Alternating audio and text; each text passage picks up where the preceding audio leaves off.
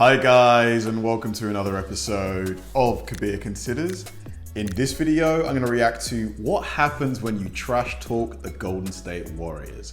Now, I've been watching a bit of basketball here and there over the last few years, and it seems to me that the Golden State Warriors are kind of like the only sort of dynastical team right now. And by that I mean they've won quite a few championships in a row. And Steph Curry is like, I think he's the best player on the team. Is he the best NBA player in the world right now, would you say? I'm not sure, honestly. And it's going to be fun because, you know, I think the Golden State Warriors are known for like long range shots. So like threes specifically. And I imagine that there's probably other players, other teams that kind of like, you know, trash talk them for that. Like I imagine they probably say things like, all you can do is shoot threes. You can't, you know, you can't really do anything in the paint, things like that. So it's going to be fun to see how the Golden State Warriors respond to trash talk like that. I think I'm going to enjoy this video. I hope you guys do too. Let's do it. Grind and heart to tie this series at one. Did y'all catch that? If not, don't worry at all. Let me just rewind that for you. What did he say? Ooh. Yeah, that's right. You saw it. That was after the Memphis Grizzlies won Game 2 against the Warriors, and apparently Ja Morant was saying to Curry, "We're gonna have some fun." Okay. He told Curry, "We're gonna have some fun." Oh God, what happened? Oh.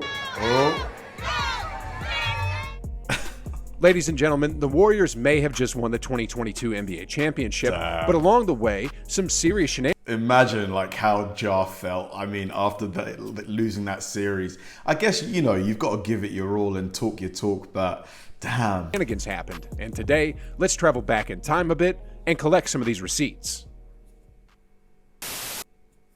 First off, let's start with the Denver series.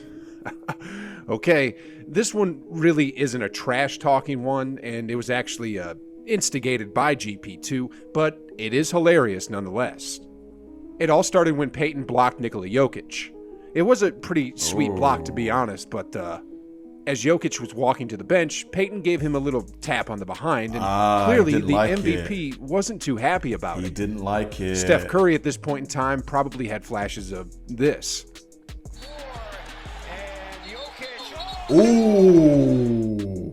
Sheesh, guys. Did y'all know that Markieff was out for several months because of that? What? I mean, look. Really? Why? Dislocated something, I'm guessing? After taking that whiplash and the L from the Nuggets back in November, he didn't play much again until March. I guess the lesson to learn from that is don't cheap shot a guy and then turn your back on him. Yeah, but absolutely. In any case, Curry probably realized in his head at that particular moment, we can't let that happen to GP2, and he wisely intervened. Phew. Anyways, Denver is a really classy organization and did nothing but play basketball. I got nothing but respect for them and the back-to-back MVP. Memphis, on the other hand, sheesh, guys. Where do I even begin? Ja Morant, he's probably one of the biggest names in the game right now in terms of basketball. Would you say he's like the best youngish player in the league? Okay, I think I'm going to start out with that Draymond Green flagrant foul first. Y'all remember that one, right?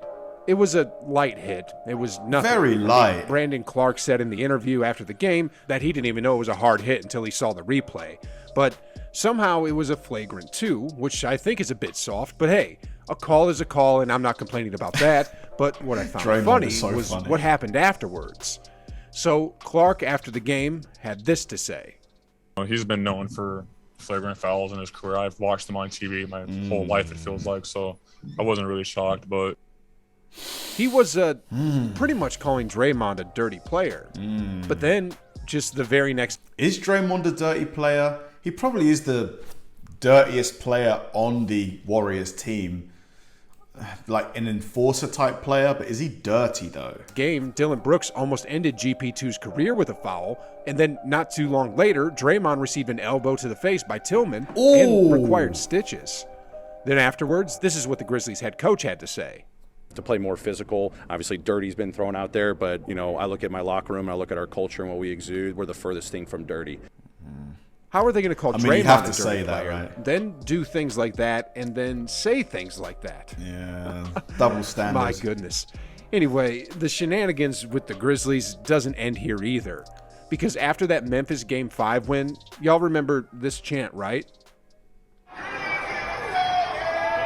What's he saying? To be honest, this reminded me of when Patrick Beverley and the Timberwolves won that play-in game against the Clippers. What was But he anyway, saying? What were those two saying, guys? I didn't catch it. just 2 days after that chant, Memphis was eliminated from the 2022 NBA playoffs and everyone went packing home. But it didn't stop there either. So earlier on in the season, after a regular season win, Brooks said something to reporters about sending Andre Iguodala back to the Warriors while the Grizzlies are building a dynasty. I mean, hear it for yourself. We all had the vision and he didn't, which is perfect. You know, send him back to the Warriors and let him. Wow. We were able to, you know, create something like this and, you know, keep building this dynasty. That's disrespectful, my guy. Then after the Grizzlies were knocked out of the playoffs, Brooks continued to talk, saying, "They know that we're going to come every single year. We're young and they're getting old, so they know we're coming every single year." Then, I mean, there's self-belief. You know, he believes in himself and his team, I guess, but you don't want to cross that line. and when Steph Curry was asked about Dylan Brooks in his comments, the 2022 Finals MVP had this to say. He said a lot of crazy things. He called himself a dynasty already, so you've got to figure. Steph has a really good point here. I mean, last season, the Grizzlies were bounced out of the first round. Then this season, they were bounced out of the second round. Not really a Here's dynasty, Dylan is Brooks it? calling themselves a dynasty? Yeah, come on. Jeez, guys. To be a dynasty, you got to win. You got to win stuff. I think Brooks uses the terms dynasty and a regular playoff team synonymously.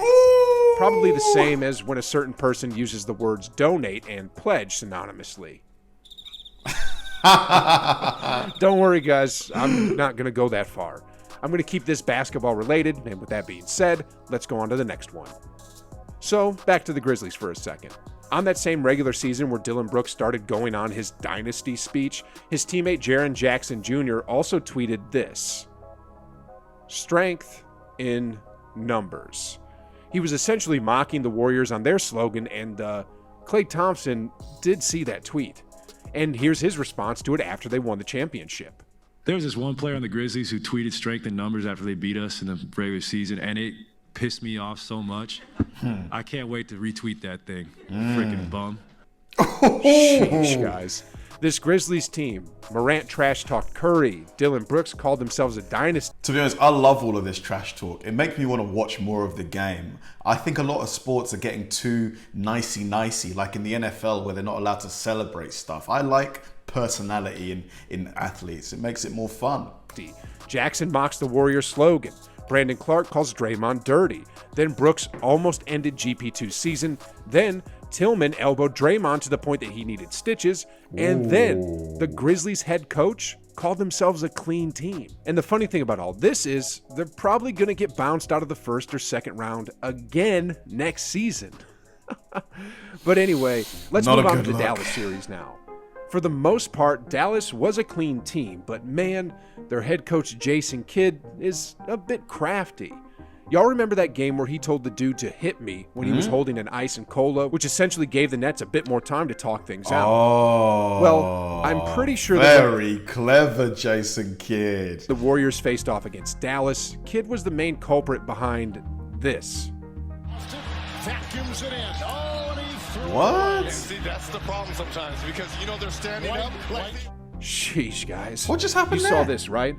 A member of the Dallas bench, wearing white, the same color as the Warriors jersey, was standing literally on the sidelines with his hands in the air like he was calling for the ball.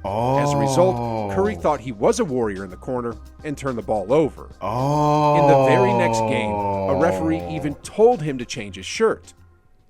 Can you change your color shirt? Yeah. Thank you. Will you? I appreciate it. Yeah. Because it's the same color. But you know Wow. what? Jason Kidd probably told him, oh, sorry. And when I say him, I mean Theo Pinson. Kidd probably told Pinson to keep the shirt on because look at that. He's still Here wearing he is again it. with the same white shirt. I So love then it. In the following clever. games, he finally listens to the referee and changes his shirt color. I mean, look here. Look, guys, he listened to the referee and changed his outfit from white to black, but it wasn't a game where the Warriors were wearing black jerseys. That's got to be on purpose, right? But what a sneaky tactic that's on the borderline of cheating. I love it, Anyway, man. Jason Kidd also said this about the Warriors after the Mavericks' only win in Game 4. The biggest compliment we've gotten is that they got to play zone because they can't play us one-on-one, right? This is a championship DNA team. They're giving you a compliment that they can't guard you. It's pretty cool. They're on their feet, and their Warriors are going to the NBA Finals. Anyway, let's move on to Boston now. The first thing I got to say about Boston is, dang, these people love to sit on Steph Curry's ankles.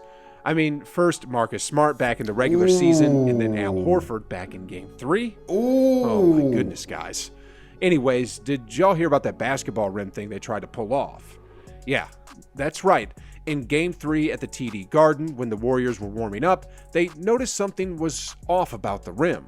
I mean, they were practicing, and something just felt different. Whoa, what well, did they do? That's because something was different. The basketball that the Warriors were shooting at wasn't the standard 10-foot height rim. It was actually 2 inches taller, and when they measured it, it was confirmed. The technicians eventually fixed it, but a precious 20 minutes was taken away from the Warriors during the normal session. Wow. They say it was an accident, but you know. Yeah, right. Yeah, right. It's an accident. I know. We know that wasn't an accident. Crazy. Sheesh, guys. In the 2022 Anything NBA for an playoffs, edge. there were cheaters. There were hostile bullies, and there were even trash talkers. Heck, I even got trash talked. Damn. But in the very end, Haters. the Warriors won their 4th championship in 8 years. And there's a lot of stuff I can probably say, but I think this sums all of it up pretty well.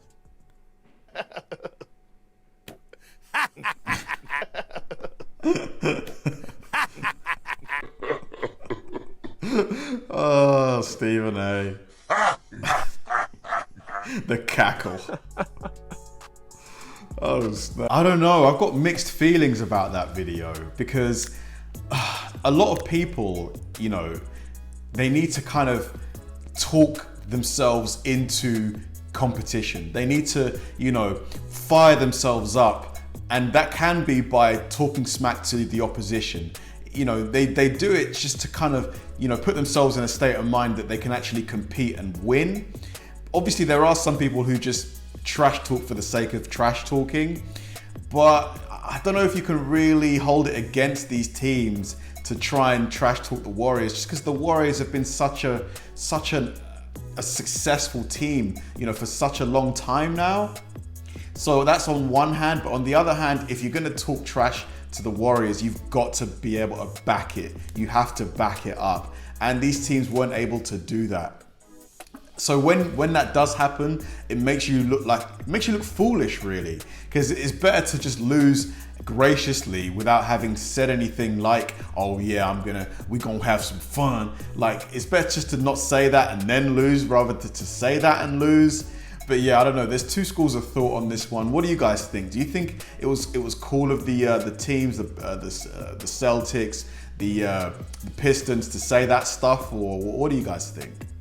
Thanks for watching, guys, and I'll see you in the next one.